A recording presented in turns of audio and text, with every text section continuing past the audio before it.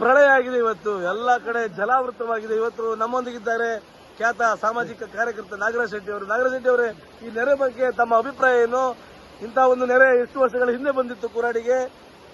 ಏನು ಜನಜೀವನ ಅಸ್ತವ್ಯಸ್ತ ಆಗಿದೆಯಾ? ಯಾವ ರೀತಿ ಇಲ್ಲೂ ಯಾರು ಇದನ್ನು ಉಸ್ತುವಾರಿಯನ್ನೆಲ್ಲ ಮಾಡ್ತಾ ಇದ್ದಾರೆ? ಏನ್ ಕತೆ ನೋಡಿ, ಈ ಜಲಪ್ರಳಯವನ್ನು ಸಾಧಾರಣ 12 ವರ್ಷದಿಂದ ಮೊದಲ ಬಾರಿಗೆ ಬರ್ತಾ ಇದೆ. 12 ವರ್ಷ ಹಿಂದೆ ಇದೇ ರೀತಿ ಜಲಪ್ರಳಯ ಆಗಿದೆ.